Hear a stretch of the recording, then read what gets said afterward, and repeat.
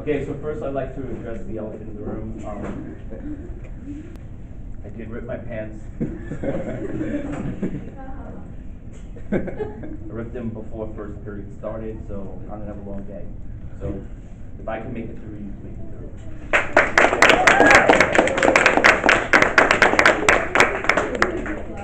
Okay, so we have a test on Tuesday, the AP test, and what I'm concerned about is last year they gave an interface, and you had to write the interface from scratch.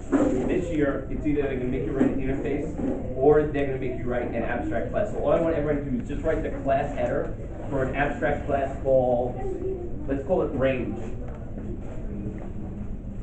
So just write those 3 words, the 4 words.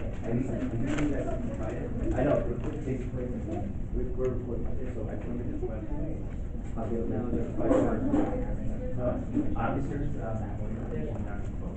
Wait, Reichelson? I'm not joking. All right, let's write those words. How many words is it? It's 4 words, right? This is a format question. Oh, by the way, I got magnetic erasers yesterday. Oh, check this out. Look how cool I can do. It did. Was it close? No. Alright. So it's public, what is it? Public abstract class? Abstract, class, and then range. And curly bracket. And then we curly it, and then we go all the way to the bottom of the page, and then we curly. We never write curly pairs in one. We always write it, well, curly pairs. Pairs. You never write curly pairs. brackets one at a time. Let's put it that way. Well, you would write curly pairs, because a pair would be 2 by definition. Okay, good. So that's our class header. Now let's everybody write the first 2 words of the constructor. And then we'll leave it like just like that, like a big one though. Yeah, see, we should be on autopilot for this. Will this be the default constructor? No, not yet. So what we're doing is we're doing CCVM. We do the class header, the constructor, we go back, we write out global variables, and then we write the method. The whole point of an abstract, did I just say what magnetic erasers? And wasn't there 2 just there? Okay, so what's the first word? Public. What's the second word? Range, okay. And leave some space up there. So public, and then range, and then we open and close it. Good pair. Okay. Now on the AP test, usually they give you 2 clues. One, they'll do a new command, and the constructor only gets run 1 time, and that's when the new command is run. It's kind of like giving birth. You only give birth 1 time, and that's the constructor. It initializes all your variables when you're born. So in this case, range. We'll call our object. I like using temp equals new range, and let's say this took in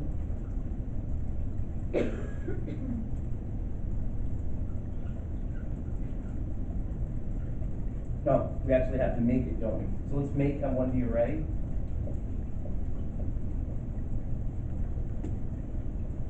One, 3, 5, 6, and then in the range we have temp, and then we have 4, and then we have 6. This would be the first clue of what your constructor takes in. So you look at the new command. Whatever the new command is giving, that's what your constructor should be taking in. So what data type should your constructor be taking in? A 1D array. And 2 integers. and 2 integers. And it should take it in that order. That's the first clue. The second clue will be on your AP, and 1 year this is all they gave. Most of the years they did this, and then they said something crazy like, your constructor should take in a 1D array and then 2 integers. Like it will. What? No, it's funny. I like that. It will be that obvious, but you have to read the words on it. So let's have our constructor take in a 1D array and 2 integers. We match up whatever the order and the type. We match it up. But it can't be called. Equals anything. It doesn't matter what you call it. You can call it temp because this is in a different class. And then in row, in column. And then let's say that this, it says in the problem, this constructor should represent a 2D integer array called samples. So what we have to do now is, we started the constructor. Now we're going up here and writing our variables. So I have a global variable that is a 2D array called samples that can hold integers. So just write the first part of it. We're going to define it in the constructor. I'm okay with something wrong. We just got to see something. And at this point of the year, most people are getting it right, which is a good thing.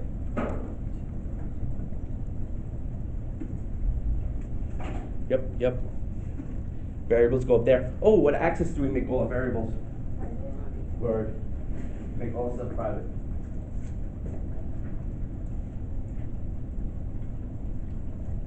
Yeah. Mostly, yeah. Just give me something, anything, and then good.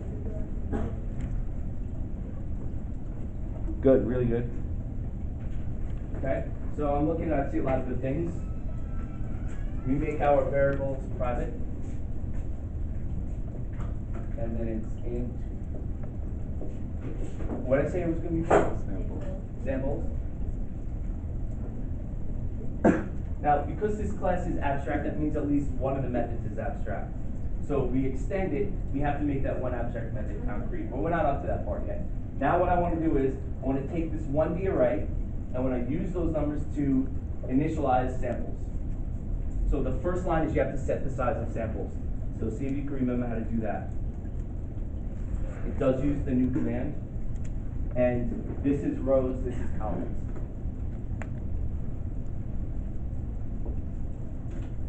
Yeah. Yeah. No. Oh yeah, no, she's smaller than me. Should have messed around with it. Yeah, you're good too. Okay, keep on going. This dude, I didn't even ask the question, and he already knows what the answer is. That's like ridiculous. There's nothing to paper out from under my hand. I can't guarantee that. You have written you initialized your sample underneath or not? What do you mean underneath, like on top of the constructor? No, you done it inside. In where? You don't. In here? Yeah. That's where we have to do it. No. The red part, could you put it underneath? Oh, over here? Over here. Now, could you put the red part and then you drop Oh, it? yeah. No, I think she's saying, can you put the rinse up below the constructor? Well, you did. You cannot put it in the constructor, because if you define something in the constructor, the range of that variable, yeah, is only, the range of the variable is only in the constructor. That's why we're defining it up here. Like N, R, and C gets completely forgotten once the constructor is run. So let's just set the size of samples now. So samples, new, int. That's a square bracket, and it's R. Let's see. So what does my array look like right now? It's going to default everything to zeros. If you have integers, everything defaults to zeros. If you have booleans, it will default to falses. If you have like objects like a string or a turtle, it's going to default to null and ULL. So right now my array looks like this.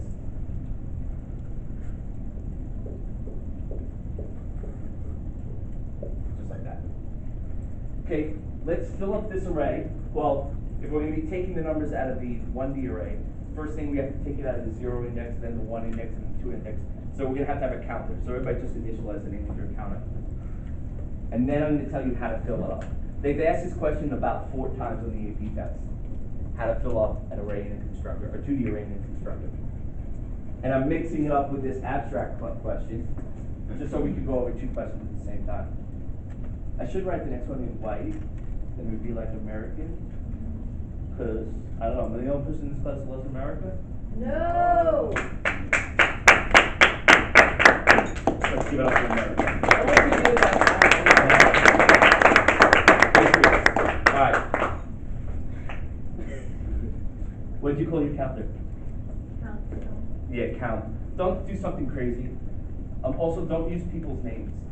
If you use somebody's name, Chris, it goes to a special grader, because it has to be like a blind, like they can't know who your teacher is. So obviously, if you use it somebody like George Washington, Thomas Jefferson. They know it's not a teacher's name, but it still has to go to that special grader. So don't be funny with your variables. Be funny with me, but on the AP test, don't act crazy, okay? Just use variables. I know what you're thinking. Use variables that you can spell.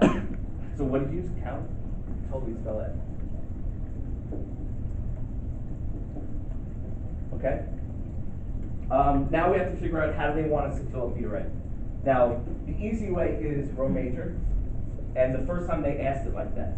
The second year they asked it like this, and I think one of the years, I think they asked it like this.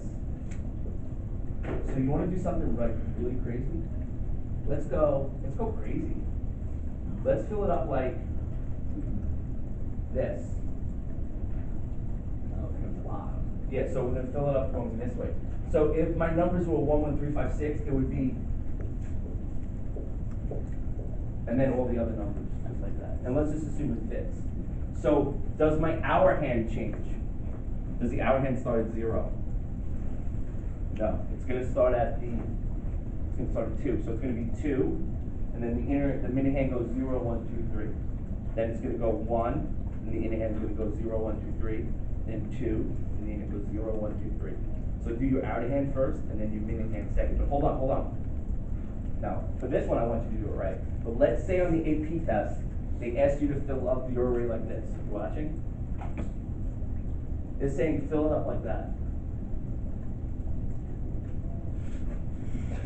And you don't know how to fill it up like that. So this is what you do. You just fill it up any way you know how. And you're not going to lose that many points. If anything, you wouldn't even lose a point. You'd lose half a point. So don't stop at like, I can't fill it up crazy like that. Just fill it up how you know, as long as you fill it up. Okay, but for this class, let's just fill it up going up. And then the columns go regular. So your hour hand is going to start at the end and go to the beginning. The minute hand will be the same. Let's see what we got.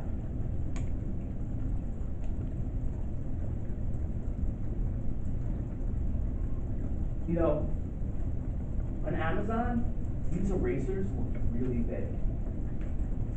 I bought 12 of them, but I really bought like 4 of them because it should be like 3 when they get normal erasers. You're really that worried just glue them together. You're right, I'm not that worried. Well, yeah, I'm not. All right, let's do our best. Let's net that formula. The hour hand is going to change. The minute hand is not going to change. Now your hour hand, does it go to, what's the name of it? Does it go samples at length? Is that where it starts? -1 word. Are we using all? I wouldn't. No, I would just do range that length, -1. You could do or -1. Good, yeah. I like keeping it consistent.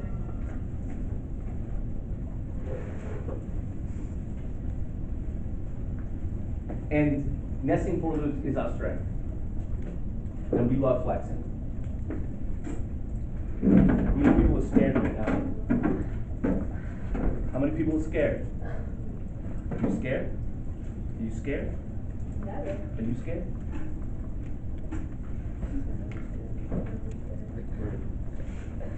Like I'm occasionally scared. I'm always scared. Never scared. I've seen you on the swing set. You ran out of your house and you swung so high. That was not a man who was scared on that swing set. That was a person who was not afraid of gravity. Because you were like this close to doing a loop beat. Alright. What's the outer for loop look like? What did you use? What did you use? You say? -1. Oh yeah, she got it right. People are so much smarter than me. Okay, so our hand is gonna start at the bottom and go to the top. So, and I use my variables that I can spell. So I'm gonna use R for row. No, you can't. Row is Well, I can't use R, I can use row though. Good point. Sharpless is always right. Int row equals samples dot length -1. Now, why do I have to do -1? Because if the length is 3, the index would go up to 2, but we know that. And we want to go up to 0. We want to keep on going until it's not, until it's less than 0. So it would be rho is greater than or equal to 0, and every time it's rho minus. And this is not easy. Like, this is considered, would be considered a difficult problem in the AP test. Now we got to do our minute hand. Our minute hand is not changing. So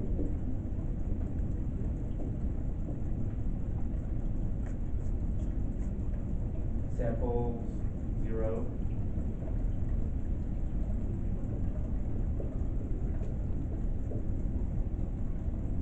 Okay.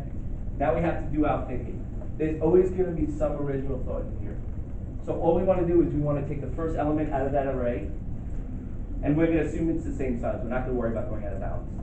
So take the first element out and put it in samples of RC. Actually, that's not that bad, is it? There's not even an if statement, is there? So let's fill up the array now. Because No, we're not worrying about going out of bounds.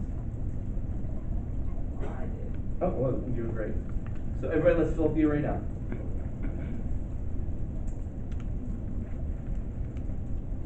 Yeah, everybody's doing great. Use X and Y? You crazy? Yeah. But this is good. We've been like on autopilot now.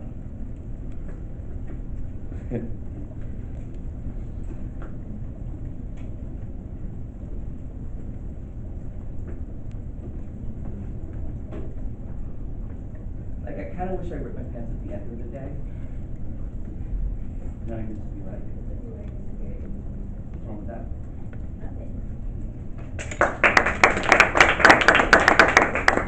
You are aware that all this is on the recording, right?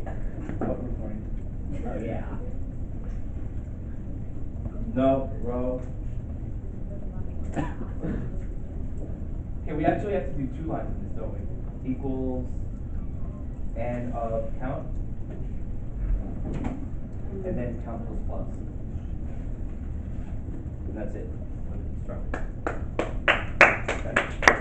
Now let's create our abstract method. What I'm concerned about is they're going to ask you to write an abstract class. And the constructor would be way simpler than this. But the format is not going to change. So let's have an abstract method. Let's write, and let's have that abstract method return a Boolean, and we'll call it in range. So let's look over here. I want the method in range. Let's say I created an object of the range class, and I created an object of the range class, and I called it obj or something. So it's obj dot, what am I calling this? In range? In range. And I'm giving it that. And it's going to return a true or a false. So write an abstract method that takes in those 2 parameters and will return a true or false. The format is what I really want. There's no code in there. It's just, can you get the header correct?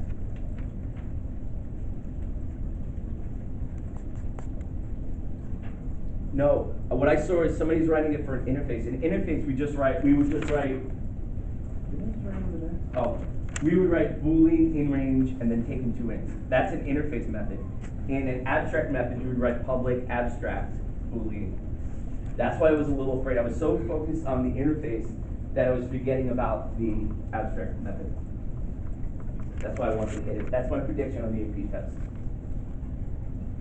So Sharplets, what's today's date? Today is the 28th Of what month? April, What year? 2016. Okay. My prediction is May 3rd, we will have a question on an abstract class. Okay. So tell the camera that. He predicts that we will have a question on the abstract class when we take the AP test on May 3rd, 2016. So the format is public, abstract, I don't know, that's called abstract, Boolean, what I call it, in range. And then you have to look, what is it giving it? It's giving 2 integers, so you have to take in 2 integers. So I'll just call this int L, int H, just like that. And then a semicolon, super important semicolon. On the AP test, generally the methods are way easier than that. So right now what we have is we have a class called range.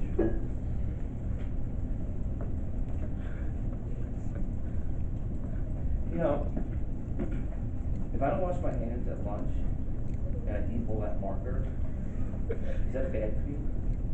It's not. Is it non-toxic? What about marker? when we teach you for like 19 years of it? Is it non-toxic marker? Wait, I don't trust you. Where's the girl going to? If I eat this for 19 years, she's gonna go, wait, what are you gonna be?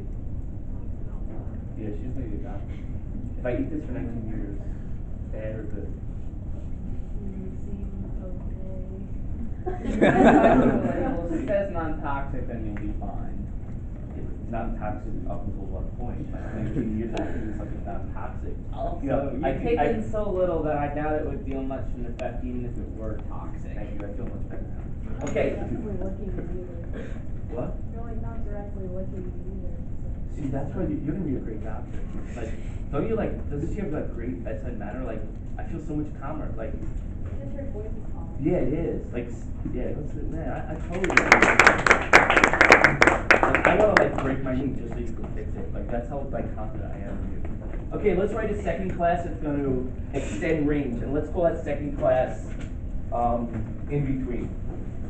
In between. Between.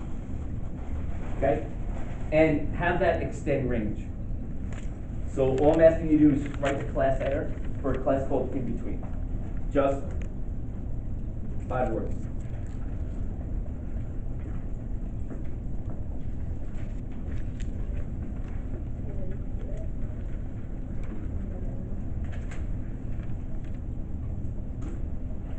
So this class is like probably my best coding class.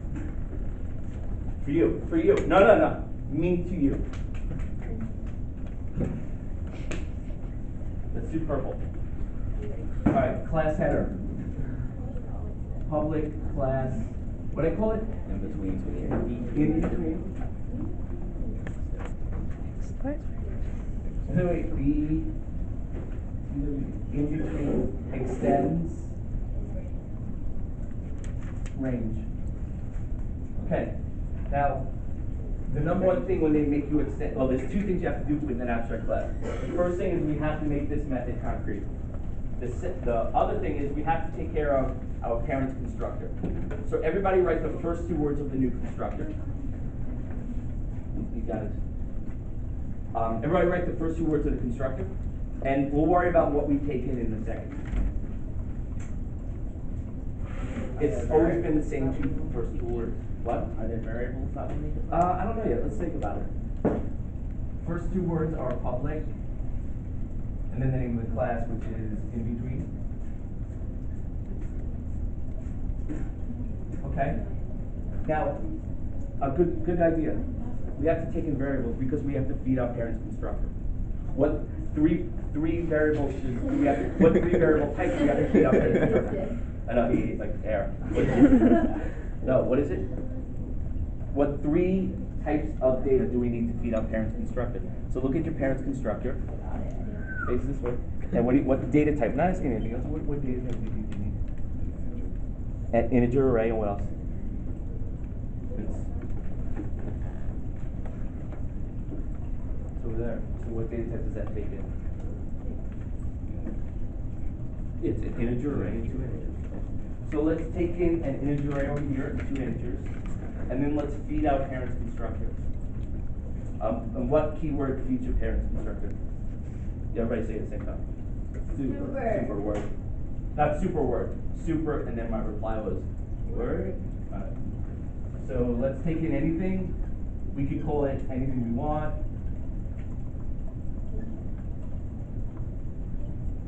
No, can I do W? What? K. Looks like winter, but it's just W.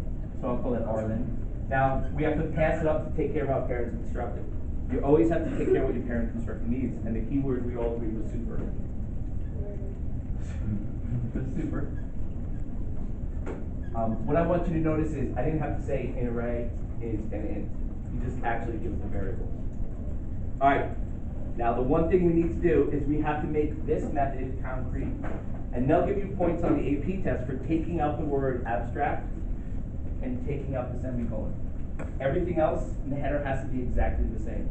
So everybody copy this header, taking out abstract, taking out the semicolon, and let's put it over here. And then we're gonna have to code it. What will it do? We can't really code it. Oh, I'm gonna have to, yeah, I'm gonna have to add something. You should grade this paper, that's really good. It does. I mean, if you look back, like, could you imagine like a few months ago looking at this? Doesn't this look like, looks crazy, but right? Okay, maybe not. Well, no, it still does. Okay, I actually realized I'm gonna have to add something to that, but we'll get to that in a second. Let's write this method, and you get points for just writing the method header. So that's public, boolean, in range, int L, int, what do I call it? H. If we had different variables Okay. when we wrote the. Doesn't matter. Excellent point, it doesn't matter. So here's the problem, is, and I can pretend I did it purposely. No, I did this purposely. The problem is we have no access to samples because we made it private. Make it protected then. No, good point. Protected is not part of the AP subset. The AP subset is either private or public. We can make it protected. We made it protected, outside class would be access to it. But what I'm gonna add here is, I'll just add an accessor method that would return that. So let's add on this class, let's add a tiny method here, public. It's gonna return a 2D array, Let's call it give array. get array. Get array is the, no. Get samples. And all that method is gonna do is just return the 2D array. So that's gonna return samples. That's called an accessor method. And we needed to do that because in Java we protect our variables. We make them private. Or protected, they usually have it. We can't use protected. Well, Just just can't in because- real programming. it's Real not programming we can, be. yeah. That would solve that problem of the subclasses accessing it. But a better way is just having the samples. Okay, let's call that method and set it equal to a 2D array over here. So, int, let's call this temp equals get sample.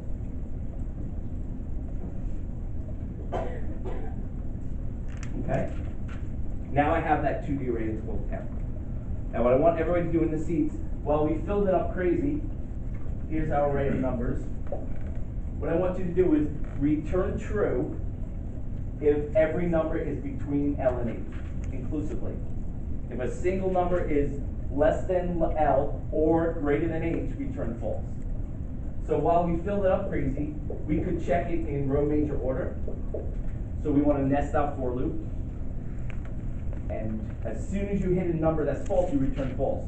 To return true, you have to check every single number before you return true. So let's finish this up, and then we're done. Well, we're not, well, he could be done, actually. No, actually, I'm not. I just thought because we'd be done soon. Hey, soon is something.